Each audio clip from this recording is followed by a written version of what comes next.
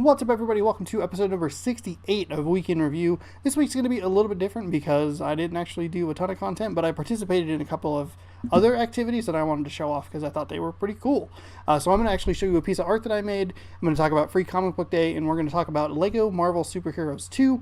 We'll also look forward to this week's new releases. So first, I'm going to show you the piece of art that I made. It's right here to the side. I'm going to try and do it as discreetly as possible and as Englishly goodly as possible. And I made this elephant.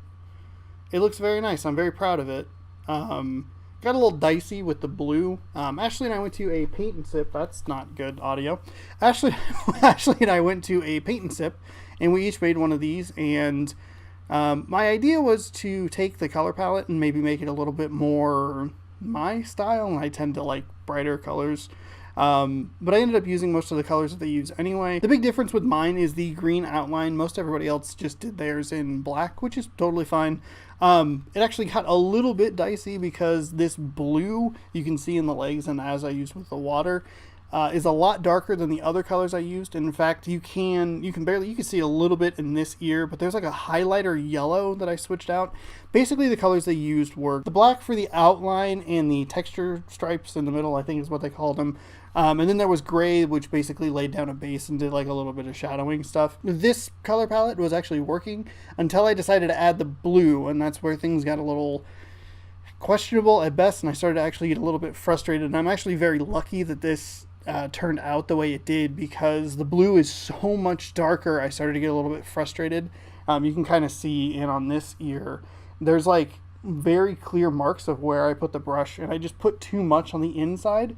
But I was able to use the purple and kind of balance it out for the most part. There are a couple spots that look a little like there's very clearly blue there that wasn't fixed, but that's fine. But as I continued to kind of mess with it, I actually probably, especially on this left ear, I probably merged it a little bit too much, which is fine, because what ended up happening was I forgot to use the green, and as I was thinking about it this morning on my way to work, I should have used the green in place of the blue.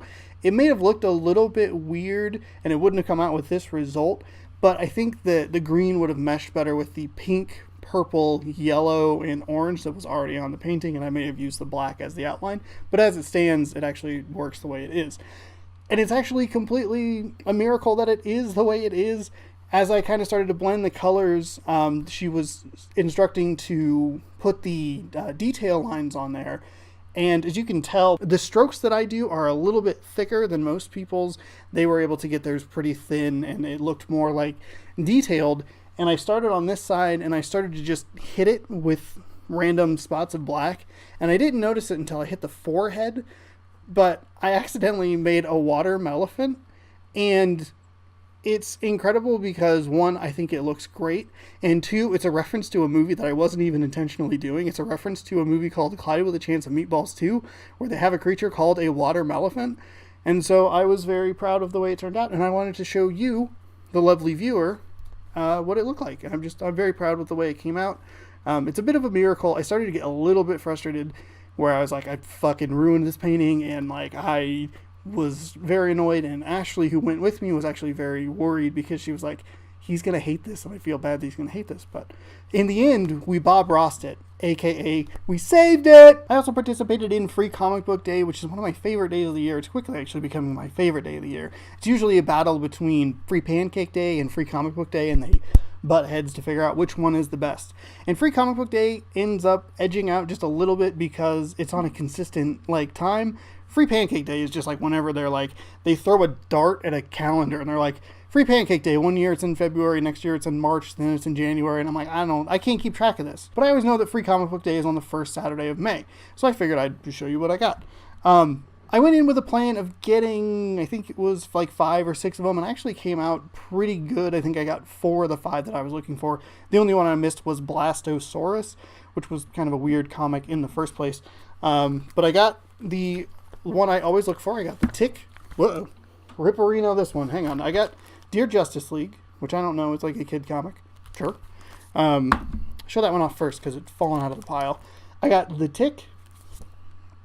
I don't have a place to put these. I got Animosity. Animosity. I don't know if I'm old enough to read these, apparently. I'm stuck with a bunch of comics I can't read. I got the Ninja Turtles, pretty cool. I also got Under the Moon, which is a Catwoman tale. I guess this is a kid's book. I wasn't really sure what it was. It has the interesting little size to it. So, I don't know. It's pretty neat. I got this one that I don't know the title of because I didn't look at it. The Mechanaka. Nope. Lady. Oh, boy. I don't know. Can I read this? I can't read this. I'm looking. Actually, it's off camera. Lady Mechanika. It's rated teen. I'm 29 and I don't think I can read this. Mech. M-E-C-H. So mech. Mechina. Mechanica? Mechanica? Something. I got this one. It is steampunky. Cool. We'll just pretend that I know how to read that. I got this Pokemon one because I thought it'd be funny. And then at the second store, I bought Batman and Teenage Mutant Ninja Turtles 3, issue number 1 of 6. Will I forget to buy the rest of these? 100% yes. Did I read the first 2 volumes? 100% no. So we'll see how that turns out. I'm very excited about this. I like that DC and IDW, specifically IDW, is just meshing up all of their stuff. I think they teamed up Green Lantern with Star Trek because it's comic books. Why not? Ashley got a few. She got Bob's Burgers Minecraft comic that has a little bit of Incredibles 2. Casper's Spookville. The Bongo Free-for-All. The Doctor Who. Buffy and Firefly. And then this one I handed to her for my nieces. Miraculous. I can read that one. Like this one I'm old enough to read. I can read Miraculous. Adventures of Ladybug and Cat Noir. Look at that. I read the full title. I can read this full comic. I hope. Overall, I thought it was actually a really great selection of stuff this year. The only one I didn't get again was Blastosaurus, which kind of sucked because that was the one I was like, have you ever seen a comic book? I was actually talking to Ashley as we were on our way up, and I looked at her and I was like, I had my phone in my hand and I pointed at her. I was like, have you ever seen a comic book more made for me than a book about a dinosaur in a suit? Look at how cool this is. And they just didn't have it. So coming out 4 out of 5 isn't bad at all. We also picked up a couple of little Toy Story 4 minifigure mystery minifigs from Funko, and we got Bunny and Woody, which was very neat. The downside of those is that they're very expensive. They're like $7 each, and not all of the characters are evenly dispersed throughout. So like Woody is like a 1 in 6, but I think it's like Chad Kaboom or Doom Kaboom, whatever. Duke Kaboom, I think is his name. He's like 1 in 36. And so, like, realistically, there were 15, I think, of them, which means it's $105 if you get every single one of them once to complete the set. And that's just a little bit much for me. But I do like getting them occasionally, even if they are a little bit pricey. They were still pretty fun. At the first store we went to, because we went to 2 of them, I actually picked up this card pack from 1992. It's Marvel Universe Series 3. And there's actually this weird description of you can order your Marvel Universe Series 3 collectible album today, and all you have to do is I'll just read the whole thing for you. Keep your Series 3 trading cards in mint condition and display them in our Marvel Series 3 special commemorative collector's album, customized with 25 9-card collecting sheets, all for only $19.99, includes postage and handling. To order, send your address, zip code, and date of birth in a check or money order, no cash please, to Marvel Universe Series 3 Collector's Album Offer, P.O. Box 1676, Churchill, Maryland, 21690. Please allow 6 to 8 weeks for delivery. Offer expires December 31st, 1992. When these cards came out, I was 2 years old. Well, technically 3 when the offer expired, but only 3 by like a day, so 2 years old when these came out, which is nuts. And I bought these for $3. I also picked up Star Trek The Next Generation Season 2 trading cards for a grand total of $6. There are 180 cards plus in them, and if you'd like to find out what's in the box, because I don't even know what's in the box, it's still taped shut, you can tune into a future episode of What's in the Box, the hit internet series that no one likes, to find out. I'm very excited. I kind of hope they're wrapped, and I don't know, like, what gives me that feeling. How do you get this? Because they had 2 other ones that didn't have the, like, box display piece. How do you get that without having fully wrapped cards? Also, why was it only $6? I don't know. And I can't wait to find out what's in the box. So look for that. Look for the what's in the box of Star Trek The Next Generation and the Marvel Ultimate Universe, whatever. Marvel Universe. I keep putting Ultimate in there. The Marvel Ultimate Alliance games have broken my brain. It's Star Trek The Next Generation Season 2. No problem saying that. Marvel Universe Series 3 card pack. That'll be here on the channel in a couple of weeks, so keep an eye out for that. In keeping with the Free Comic Book Day / superhero theme, Saturday and Sunday we streamed LEGO Marvel Superheroes 2. It bums me to say that I'm kind of 50-50 on this game, considering that LEGO Marvel Superheroes, which came out in 2013, is my favorite LEGO game of them all. And that comes from a couple of reasons. The first reason is that the Fantastic Four and the X-Men are completely absent from this game, and I think it's really annoying as a fan to watch Marvel be really, really petty about what they're doing with the X-Men and the Fantastic Four franchises because they don't own them. And it's a huge bummer that they're not in this game. And what's weird is, like, on one hand, you could look at it and you could go, where is there room for them? Because this game is much more focused on the MCU and the newer characters of the Marvel Universe. But you spend a lot of time with the same characters over and over again, and the game so willy-nilly writes in and writes out characters. Like, you'll hang out with, for example, the Noir level, which is my favorite level in the game. They write in Daredevil, Iron Fist, and Luke Cage, and only Iron Fist comes with you. Like, at the end of the level, they're like, hey, do you want to come with us? We have to do this thing. We're trying to take on this big baddie. And every time at the end of the level, there are at least one or two characters who are like, no, I gotta go take care of this other thing. Like, there's room for you to put in the Fantastic Four and to put in the X-Men, which would just expand the character roster even more. On the flip side of all of this, I get introduced to new characters and characters I've never even heard of. Some characters, the Inhumans, I don't know who the hell they are, but they're in here. You have Miss Marvel, who is a gem of a character, and whoever decided that she needed to be paired up with Spider-Man, give them a raise, because they are brilliant people. The way Miss Marvel and the way Spider-Man bounce off of each other is absolutely wonderful. And for the most part, the writing is, like, genuinely funny. I was laughing out loud at it. It's a silly, goofy, good time.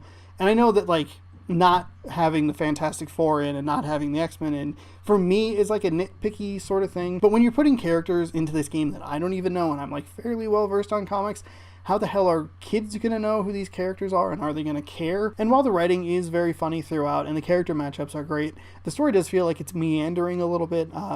I've played about 2/3 of the game or so, and for the last, I don't know, like 6 or 8 levels, I've been on a fetch quest to grab gems, to get enough power to contact Cosmo, the space dog, to lower Kang's defenses, so that a big old roster of Marvel characters, I'd say the Avengers, but that's not entirely true, so they can mount their big attack, and presumably it's building to that final battle. And while the levels are interesting, and I like their designs, and I like how wide they're pulling, like, characters from, the main point of it is kind of getting really repetitive, and it's noticeably repetitive, which is something that isn't typically a complaint that I have with a LEGO game, but for some reason, continuing to talk about, like, we have to get these gems is, like, really driving it into your brain that you're like, I'm doing the same thing over and over again, and that's a little bit frustrating. I know it may sound like I'm actually being pretty negative on this game, but I actually quite like it.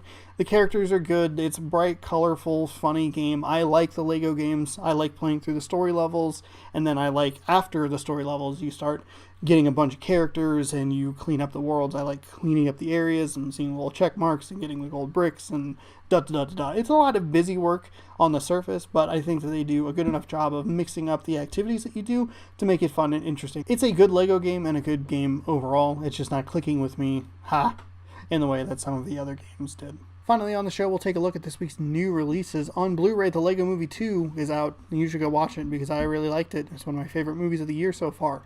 The Hustle and Detective Pikachu are in theaters. And then there was one game, The Adventures of Bertram Fiddle, which is like a $5 point-and-click adventure game that had an interesting art style that stuck out to me. Streams this week are going to be a bit of a mess. I'm not exactly sure when they're going to happen due to other plans getting in the way. But we're going to try and finish up Lego Marvel Superheroes 2. We should have one more stream of that. And then Yoshi's Woolly World is going to take up the other days that are streamed, and hopefully we can get all the way through that game as well. I'm really looking forward to it. Did I buy a Wii U just to play this game? I did. Thank you so much for watching this week's episode of Week in Review. If you like the content, scroll on down and hit that subscribe button, and then you can scroll on down a little bit more and let me know what you thought of Free Comic Book Day or what you got during LEGO Marvel Superheroes 2. I said that backwards, but you get my point. You could even comment that I got it backwards, and I'll be like, I'll reply and I'll say, I know, I noticed it when I was recording. And then I have to edit it and listen to myself do it again, and it sounds awful, and I'm like, oh. You can tell me what you thought of my art. It's a 10 or a 9.5. Those are the only two options. Be sure to check out the streams. You can head on over to twitch.tv/SeanOsaurusRex. Hit that follow button and you'll be notified for when I go live, whenever the heck that happens. And be sure to check back every Tuesday for more Week in Review. See you next week.